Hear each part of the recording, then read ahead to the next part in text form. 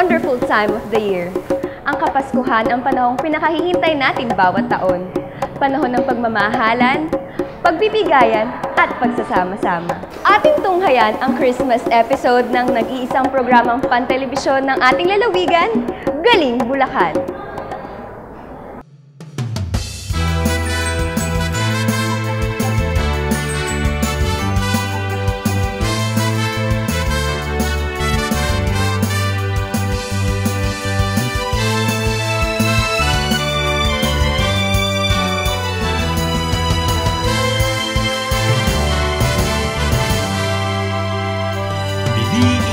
Pasyalan ang magandang Bulacan, mga tao'y mapagmahal pala kaibigan. Tatlong republika'y dito isinilang, mga bayani ng bayay dito nanahan. Tayo na sa Bulacan, tayo na mamasyal, tayo nang damhin ang masayang buhay. Pamilya, kaibigan, mga bisita ay ipasyal, kumain, matulog, maghalakhakan.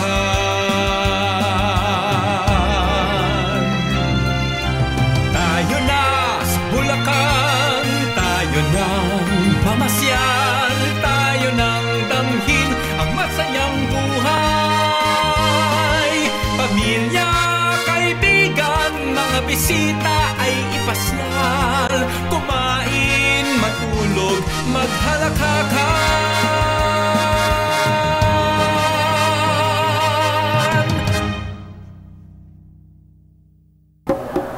Sa pagsugpuman ng sakit na dengue o pagpapabuti ng ating pampublikong ospital, lubha itong tinutukan ng ating pamahalaang panlalawigan. Kaya naman patuloy ang pag-ani natin ng parangal sa larangan ng kalusugan. Gayun din, lubhang pinahahalagahan ni Gov. Willie ang itinuturing na tunay na yaman ng ating lalawigan, ang kabataan. Kaya naman wag nang magpahuli sa balitang Bulakenyo. Narito na, Bulacan in a Minute.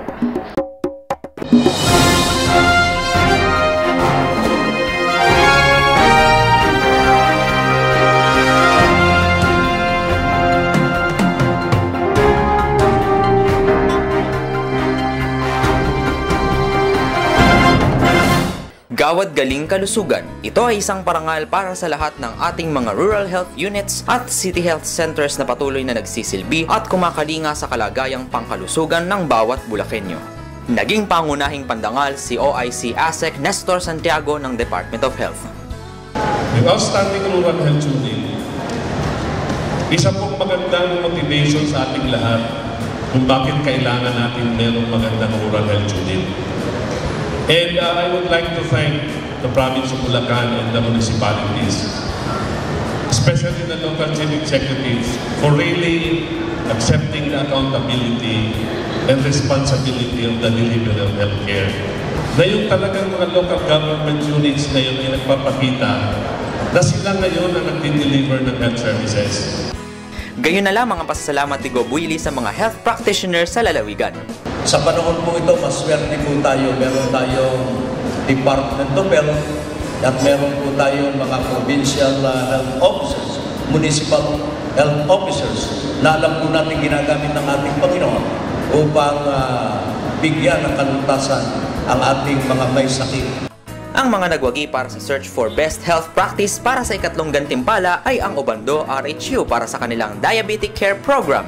Ikalawang gantimpala naman ang Plaridel RHU1 para sa programang Bagong Buhay mula kay Nanay, Ugoy, Haplos, Aruga. At San Jose del Monte Health Center para sa BHW, Protektado, Mahusay na Serbisyo, Sigurado. Ang mga nagsipagwagi naman para sa search for Outstanding RHU 2015 ay Obando RHU, ikatlong gantimpala, Balagtas RHU1 para sa ikalawang gantimpala, at unang gantimpala naman ang Hagonoy RHU1. Samantala, hinirang bilang mga LGU Scorecard Green Achiever at nag-uwi ng 50,000 pesos bawat isa ang mga bayan ng Angat, Baliwag, Hagonoy, Obando, Pandi at lungsod ng San Jose del Monte. Ang mga nagsipagwagi ay tumanggap ng sertipiko, perang insentibo mula sa pamahalaang panlalawigan at Department of Health Region 3.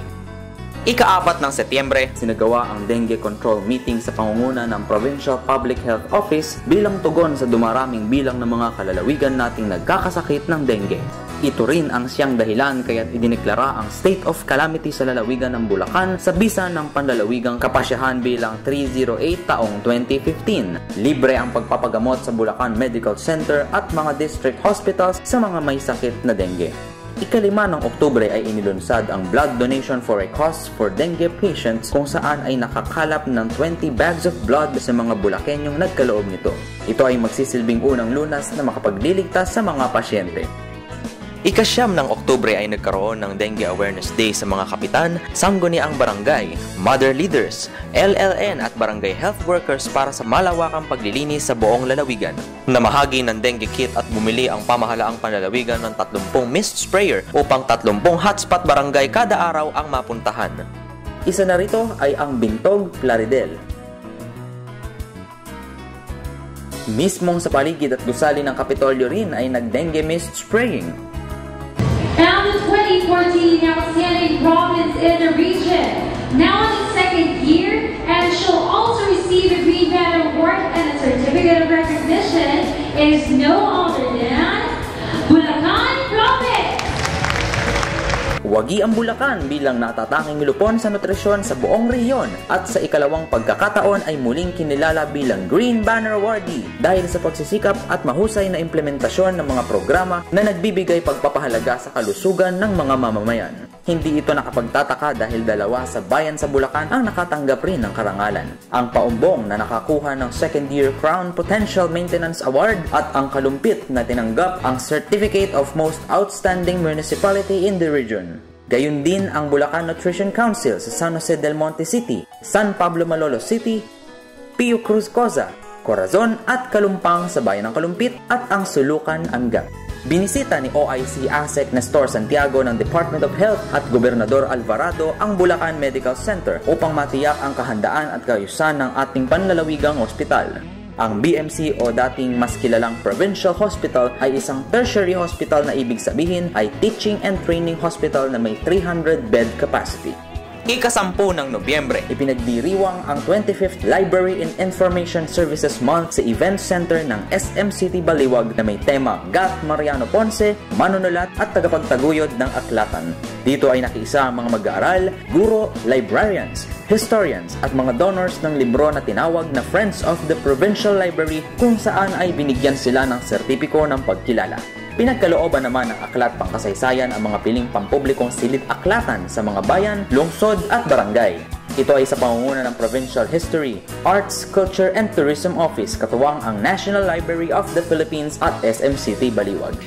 Nag-sponsor po ang SM, which is it has been a trust for the SM Supermalls to really be a catalyst of livening up the culinary, the literary, the tourism of the community that we serve. Lagi po to, taon-taon, meron po tayong donate a book, meron po tayong mga reading exercises, meron po tayong mga reading activities for children. Nagpapasalamat kami sa provincial government, lalo-lalo na kay governor at kay vice governor, na binibigyan kami ng pagkakataon na tumulong na mapalawak, mabuhay ang ating kultura sa pamamagitan ng pag-sponsor ng mga ganitong klaseng activities. Naisip ko po na super makakatulong po sa akin tong seminar na to. Hindi lang sa akin pero sa mga kapwa mag-aaral ko, sa mga matututunan ko dito. Dahil tunay nga po na pinahahalagaan ko po talaga yung mga libro po natin. Naging panauhing pandangal si Ginoong Jilven Amar, Librarian 3 ng National Library of the Philippines. Naroon din si Gobernador Alvarado upang ibahagi ang kahalagahan ng aklat sa ating kasaysayan. Ang lalawigan ng Bulacan ay hitik ng mga material at sangkap upang makabuo ng mga aklat na tumutukoy sa kanyang maunlad at mayamang kabihasnan, kalinangan at kasaysayan na ating maipamamana sa mga darating na salinglaki ng mga Bulakenyo. Kaya sa mga kabataan, napakahalaga ng ating mga aklat at napakahalaga sa atin, lalo na tayong mga Bulakenyo ay merong malalim na balon na pinag-uugatan ng ating lilinguning pangkasaysayan. Isang exhibit ang formal na binuksan bilang parangal kay Gat Mariano Ponce na dating Pangulo ng Committee on Libraries ng Katawanin ang Bulacan sa Philippine Assembly. Naroon rin ang ilan sa kanyang mga kaanak. I'm proud of my great-grandfather because of his ways of believing in your own country, in your own identity, and never lose your own personality and your vision for your own country. But one thing that he really fought for was our independence through his writings. And he had vast books in our ancestral homes, which is very nice. Not everybody knows that he was an avid reader, and I don't think everybody knows that he edited the famous works of Rizal. Ika-12 ng Nobyembre ginanap ang 4th Bulacan Youth Summit na may temang Neo-Millennial, taking a shift to 21st century learning sa Bulacan Capitol Gymnasium sa pangunguna ng Junior People Management Association of the Philippines at ng Pamahalaang Panlalawigan, kung saan ay dinaluhan ng mga kabataan mula sa iba't ibang kolehiyo dito sa Bulacan. Nayaman ang ating bansa, partikular ng ating lalawigan, ay ang ating mga mamamayan sa lalawigan ng Bulacan, lalong higit kayo mga kabataan, especially ang inyong amang lingkod ay natutuwa sa entusiasm na ipinakikita ninyo, lalo na kung pag-uusapan natin ngayong pag-manage ng inyong mga negosyo pagdating ng araw. Dito ay pinaunawa sa mga estudyante ang kanilang karakter bilang millennials sa pag-uugali, pagkatuto, mga kinahihiligan at kung anong klaseng empleyado sila magiging pagdating ng panahon. 21st century students are witnesses of remarkable changes in life and work environments. These changes are brought by increasing globalization and rapid advancements. Having the situation at hand, jobs that does not exist before are being created, while some are vanished. In proportion to this, it is anticipated that we upgrade and diversify our competencies and wisdom. Lahat ng kabataan out there, nasa school man kayo or hindi, try nyo umattend sa mga ganitong seminar kasi sobrang sobrang learning, sobrang nakakabusog ng utak. Napakasarap. Sarap sa pakiramdam na imbis na nakatambay ka sa bahay, nakahiga ka, kung ano-ano naiisip mong gawin, try to attend yung mga ganitong klaseng activities for you to learn more and to grow as a individual. Dagdag kasiyahan pa ang mga games and prizes sa mga nagsidalo.